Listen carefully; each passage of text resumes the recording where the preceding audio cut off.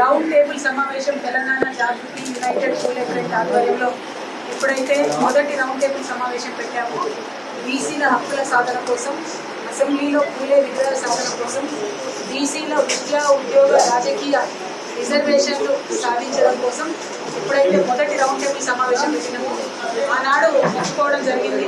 ఎప్పుడైతే ఈ బిల్లులు అసెంబ్లీలో, మండలిలో మన రాష్ట్రంలో పాస్ అవుతాయో ఆనాడు కొమరెల్లి మల్లన్న దగ్గరికి వచ్చి దర్శనం చేసుకోవడం ఒప్పుకోవడం జరిగింది.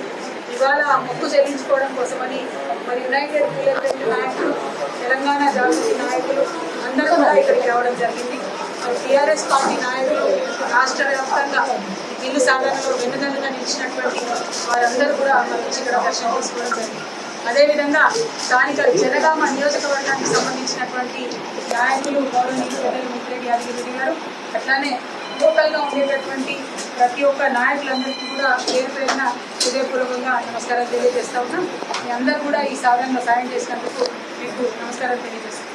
ముందుగా ఇవాళ ప్రభుత్వాన్ని నేను కోరేది ఒకటే, ఫస్ట్ డిమాండ్ బహుజనులందరికీ కూడా ఈ భారతదేశంలో విముక్తి కలగాలని చెప్పి ప్రయత్నం చేసి బాబాసాహెబ్ అంబేద్కర్ గారికి కూడా స్ఫూర్తిదాయకంగా నిలిచినటువంటి మహనీయుడు జ్యోతిబా పూలే విగ్రహాన్ని ఎట్టి పరిస్థితుల్లో తెలంగాణ రాష్ట్ర అసెంబ్లీలో పెట్టాలనేటటువంటిది ప్రథమ డిమాండ్గా ప్రభుత్వానికి తెలియజేస్తాం.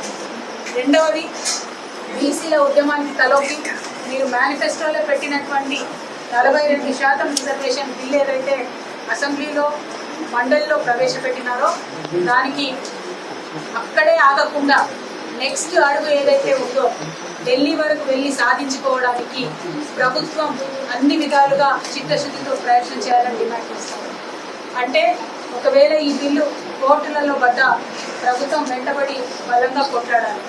రెండు, కేంద్ర ప్రభుత్వాన్ని ఈ బిల్లు ఇవ్వడంలో ఎటువంటి తాత్సరం చేసినా ఆ తాత్సరం జరగకుండా రాష్ట్ర ప్రభుత్వం చిత్తశుద్ధితో ప్రయత్నం చేయాలి.